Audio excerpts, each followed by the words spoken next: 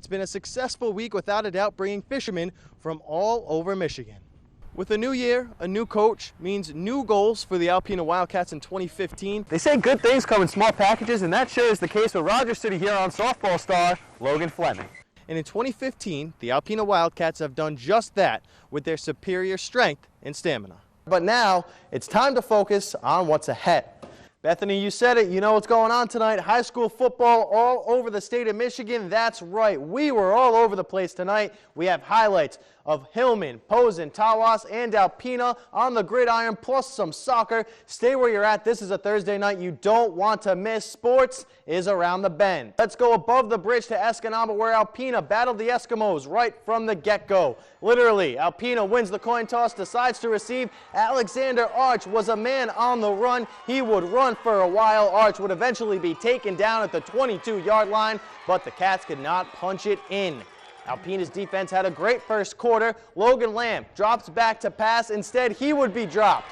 Austin Chojacki gets to the QB first. Later, more from the Alpena D. Lamb, he's in trouble again. Guess who it is?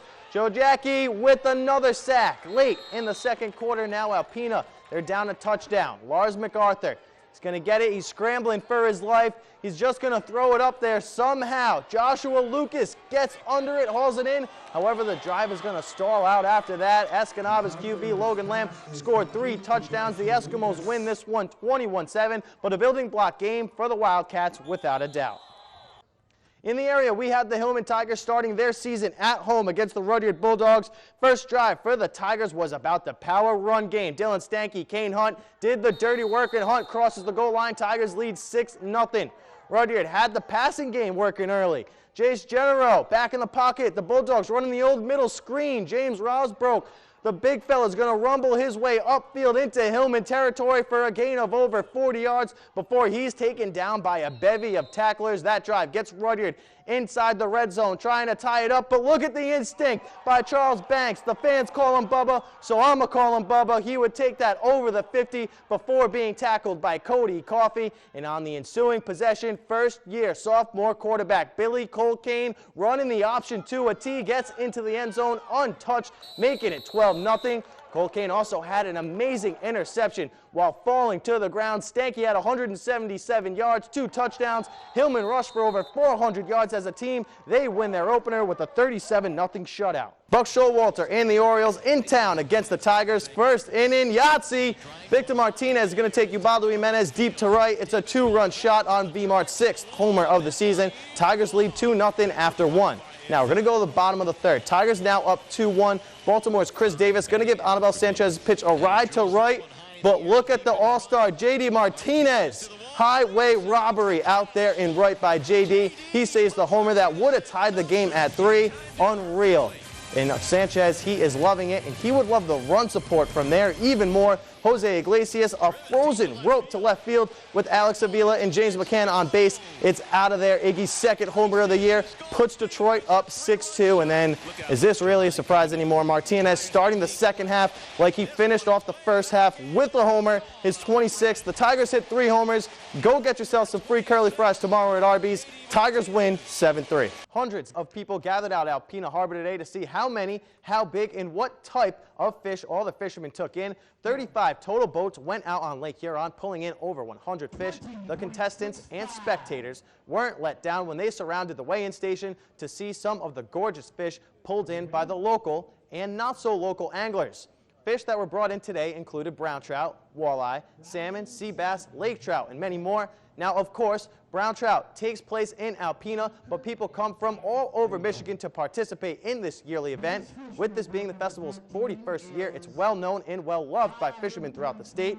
Ryan Saggerty is one of the fishermen from out of town, and he told us why he enjoys coming to the brown trout in Alpena each and every year. I always enjoy coming up to Alpena. It's a great town. Everybody here is super nice. It's just a great place to be, great fishery. So you guys got a lot going for you up here. I'm from Saginaw Bay, so it's definitely different fishing up here than it is at home. Plus, it's a great festival, beer tent, band going on while they're weighing fish. It's great. It's a great thing. might not look it now, but the Alpena Small Boat Harbor has been the busiest it's been all summer, with the 41st Brown Trout Festival wrapping up, and it's been a successful week without a doubt, bringing fishermen from all over Michigan. From Chesaning to Canton, Saginaw Bay, and of course, right here in Alpena, brown trout is a boost for the area and a blast for the fishermen. It draws a lot of people in here. It's a good thing for Alpena and the community, for the people that like to fish and come down and enjoy the tournament. Like I say, it's been going on for 41 years now, and we've been fishing it, I think, pretty close to all those. Whether contestants grew up in town and moved away or visit the area yearly, their enthusiasm and affection for Alpena and brown trout is well known. I love Alpena and I love fishing. And we won the Brown Trout Festival, I think it was like 16 years ago, and it's still a great fishery, and I think a lot of people aren't realizing how many fish are accessible on the big water. I love the fish, I love Alpena, so that's why I'm here. I always enjoy coming up to Alpena. It's a great town. Everybody here is super nice. It's just a great place to be, great fishery, so you guys got a lot going for you up here. We love it up here. It's beautiful scenery. We don't have this down home, so we come up here when we get the chance to enjoy it. It doesn't matter what you come up to brown trout for year after year, because regardless of who you are, there's a reason to enjoy the week for everyone. The weather, the lake, I mean, I enjoy being in Alpena. There's nothing better. The brown trout is, one of few tournaments in the state where you can win $8 grand for, the entry fee of $250. So that kind of draws us up here. Get a chance of winning a lot of money doing what we really enjoy doing, and that's fishing. For WBKB Sports from the Brown Trout Festival, Jon Shideler. They say good things come in small packages, and that sure is the case with Rogers City Huron softball star Logan Fleming. She may be the shortest girl on the team, but she's a vacuum in the field. She's capable of stealing a base at any time, and oh yeah, she packs a punch with the bat.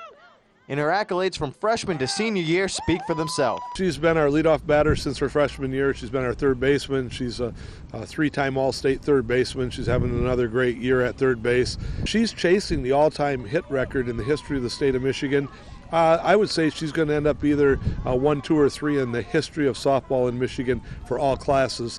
Fleming's all-state caliber play on the field is driven by her mental toughness to stay positive. You always have to have your head in the game. You need to be paying attention whether you're in the dugout, on base, or up to bat. You just have to be alert for everything. Attitude is very important in this game because over 50% of it is mental. This year, Logan had a new job, mentoring her little sister Hannah, who's on the varsity team as a freshman. It's great. I really love it. I've never got to play alongside of her like this, so it's good to be able to watch over her, but yet be somebody for her to look up to. She always just tries to help me keep my attitude up, because sometimes I get down on myself, but she helps me correct that right away, so she helps me stay up. Other than her play on the field, there's one aspect about the Rogers City star that makes her stand out from the pack. She always does it with a smile, and she has a smile on her face. I remember when she was a freshman, the first time I think she hit a double, she was standing there with a big smile on her face, and she always has that smile, and I think when kids have a smile on their face, they always play better. In Rogers City, Jon Shideler, WBKB Sports.